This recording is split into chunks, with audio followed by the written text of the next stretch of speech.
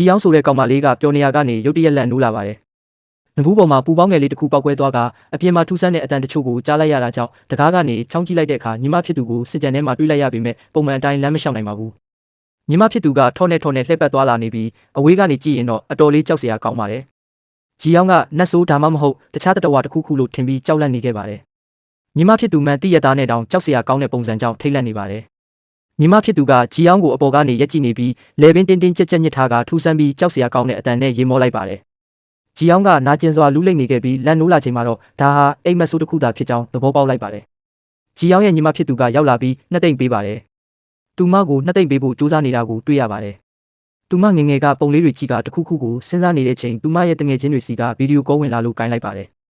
ဂီဟိုဆိုတဲ့တငယ်ချင်းကောင်လေးတစ်ယောက်ကသူတို့အဖွဲ့ရဲ့ YouTube channel ကနေပတ်စံအမြောက်များရှာဖွေဖို့အတွက်လူစိတ်ဝင်စားအောင်ပရာလောကရဲ့ထူးဆန်းဖြစ်ရမှန်အကြောင်းအရာတွေကိုရှိုးတစ်ခုအနေနဲ့ဗီဒီယိုရိုက်ဖို့အားလုံးကိုကန့်လန့်ခဲ့ပါတယ်။အားလုံးကသဘောတူကအွန်လိုင်းမှာနာမည်ကြီးနေတဲ့အဆောက်အုံကြီးမှာအရာဝတ္ထုတစ်ခုကိုစင့်ခေါ်တယ်လို့ဟန်ဆောင်ပြီးအန္တရာယ်များတဲ့အခမ်းအနားတစ်ခုကိုအတူအယောင်ထိတ်လန့်စရာမှတ်တမ်းရုပ်ရှင်တစ်ခုကိုရိုက်ကူးဖို့စီစဉ်ကြပါတယ်။သူတို့အားလုံးမြင်နေရတဲ့အဆောက်အဦကြီးကအပြင်ပိုင်းမှာတောင်ခြောက်ခြားစရာကောင်းတွေကအဲ့ဒီထဲကိုဝင်တဲ့သူတိုင်းပျောက်သွားတယ်လို့လည်းသတင်းကြားခဲ့ပူကြပါတယ်။ဂျီယောင်းကသူမရဲ့ညီမဖြစ်သူကိုလည်းခေါ်ဆောင်လာခဲ့ပါတယ်။အဆောက်အဦရဲ့မြေအောက်ခန်းထဲကိုရောက်လာတော့နေရံပေါ်မှာဝင်းညုတ်ခေါ်တဲ့တင်ဂီတာတစ်ခုဆွဲထားတာတွေ့လိုက်ကြပါတယ်။သူတို့အားလုံးအခန်းကျယ်ကြီးတဲ့ကိုဝင်လာခဲ့ကြပြီးအခန်းချီနေကိုအကဲခတ်နေကြပါတယ်။အခန်းရဲ့အလဲမှာမှောက်မိုက်ပြီးအနက်ရောင်မိုင်းနေတဲ့ရေကန်ကြီးတစ်ကန်ရှိပြီးနှစ်ပေါင်းများစွာတည်းကဝိညာဉ်တွေအများကြီးဒီရေကန်ထဲမှာပိတ်မိနေတယ်လို့လူအများကယုံကြည်နေကြောင်းဂီဟိုကရှင်းပြပါတယ်။အစပိုင်းအတွက်အခန်းထဲမှာဗီဒီယိုမှတ်တမ်းတင်ကြပါတယ်။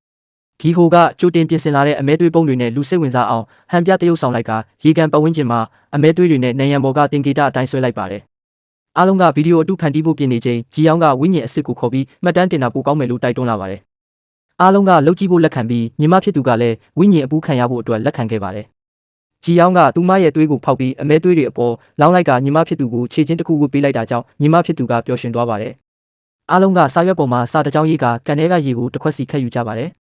ညီမဖြစ်သူရဲ့ခေါင်းကိုစက်ကူအိတ်တစ်ခုဆွတ်လိုက်ကရေကန်ထဲကိုဆင်းစေပြီးအားလုံးကကျဲတင်ဂီတာရဲ့ထောင်ချုံးမှထိုင်ကဂါထာတစ်ခုကိုရွတ်ဖတ်လိုက်ပါတယ်။ဂျီယောင်းကမျောလင်းချက်တစ်ခုနဲ့ညီမဖြစ်သူကိုကြည့်နေရင်ရေဘူးပေါင်းတစ်ခုပေါ်လာကပေါက်သွားပြီးညီမဖြစ်သူရဲ့ခန္ဓာကိုယ်ကထူးဆန်းလာပြီးအယိုးမရှိသလိုမျိုးတွန့်ချိုးနေပါတယ်။ရေကန်ထဲကိုခေါင်းဆိုင်ကပြန်ထလာပြီးစက်ကူအိတ်ကိုဖျက်လိုက်တော့မဲနဲ့နေတဲ့မျက်လုံးတစ်စုံပေါ်လာပြီးဂျီယောင်းကိုစိုက်ကြည့်နေပါတယ်။ညီမဖြစ်သူရဲ့လက်ကပတ်ပတ်လဲလဲနေကအားလုံးရဲ့ရေခွက်ထဲကစာရွက်ပေါ်မှာစာလုံးတွေပေါ်လာပါတယ်။မီးပြတ်သွားကညီမဖြစ်သူကခြေထောက်ထော်ကျိုးနဲ့ရှောက်သွားနေချိန်မီးပြန်လာတာကြောင့်အားလုံးကညီမဖြစ်သူရဲ့ခေါင်းပေါ်ကစက်ကူအိတ်ကိုချို့လိုက်တော့လဲကျသွားပါတယ်။ညီမဖြစ်သူမေးလဲသွားပြီးထူးဆန်းတဲ့အမှတ်သားတစ်ခုကိုတတူးတစ်ခုလိုခြေထောက်မှာမြင်လိုက်ရတော့အားလုံးကထိတ်လန့်သွားကြတယ်။ရဲကိုမြန်ခေါ်ပြီးအကူအညီတောင်းဖို့ကြိုးစားပေမဲ့အင်တာနက်ချက်ပြမှုပြတ်တောက်သွားပါတယ်။အဲ့ဒါကသူတို့ကိုပိုကြောက်စေပြီးထွက်ပြေးဖို့ကြိုးစားကြပေမဲ့တကားကတော့ခတ်ထားတယ်လို့မျိုးဖွင့်မရဖြစ်နေပါတယ်။ဒုံကျွန်းကသူ့ရဲ့ baseball တုတ်တုံကိုယူပြီးတကားကိုချိုးဖျက်ဖို့ကြိုးစားလိုက်တော့တကားလက်ကင်ပြုတ်သွားပေမဲ့အလှဆင်ထားတာဖြစ်နေတာကြောင့်ဖွင့်လို့မရခဲ့ပါဘူး။အဲ့ဒီချိန်အပေါ်ကထူးဆန်းတဲ့တရဝါတကောင်ပေါ်လာပြီးမီယွန်းရဲ့ခန္ဓာကိုယ်ထဲကိုဝင်သွားကတကားစီကိုပြေးသွားပြီးခေါင်းနဲ့အဆက်မပြတ်ပြင်းပြင်းထန်ထန်တိုက်နေခဲ့ပါတယ်။အားလုံးကရုတ်တရက်ကြောင်ကြည့်နေမိကမီယွန်းက baseball တုတ်တစ်ချောင်းကိုကောက်ကင်ပြီးညီမဖြစ်သူစီကိုဥတီနေတာကြောင့်ဂျာယောင်းကကြားဝင်ရက်လိုက်တော့ကြောက်စရာကောင်းတဲ့အပြုံးတစ်ခုကိုတွေးလိုက်ရပါတယ်။ရုတ်တရက်ဂျီဟိုကမီယွန်းကိုနောက်ကနေထိုးသွင်းလိုက်တာကြောင့်လဲကျသေးဆုံးသွားပါတယ်။ဂျီဟိုကအသိစိတ်ပြန်ဝင်သွားကသူ့ရဲ့လုပ်ရက်ကိုနားမလည်နိုင်ဖြစ်နေပါတယ်။မီယွန်းလက်ထဲကစာရွက်ကိုဒုံကျွန်းယူကြည့်လိုက်တော့ဂျီဟိုစီကနေငါလွတ်မြောက်နိုင်ပါမလားဆိုတဲ့စာကိုတွေ့သွားပြီးအဲ့ဒါကြောင့်တက်လိုက်တာလားလို့မေးလိုက်ပါတယ်။ဂျီဟိုကသူလုပ်တာမဟုတ်ဘူးလို့ညင်းလိုက်ကမှတ်တမ်းဗီဒီယိုပြန်ကြည့်လိုက်တော့သူဖြစ်နေပါတယ်။မှတ်တမ်းတွေကလို့ပြန်ပြီးတရုတ်ပြနေချိန်မီယွန်းကသူ့ခြေထောက်ကိုဆွဲထားကအပေါ်ကနေမီးချောင်းတွေပြုတ်ကျလာပြီးအမောင်ကျသွားပါတယ်။ဂျီဟိုကဓာတ်တစ်ချောင်းကင်ထားပြီးယူသွတ်နေတဲ့ပုံစံနဲ့တိုက်ခိုက်လာတာကြောင့်အားလုံးကဂျီဟိုကိုတန်ကြိုးနဲ့ချီနှောင်လိုက်တယ်။ဂျေယောင်းကတခုခုမားနေတယ်ဆိုတာသဘောပေါက်သွားပြီးမှတ်တမ်းဗီဒီယိုကိုပြန်ကြည့်လိုက်ကြပါတယ်။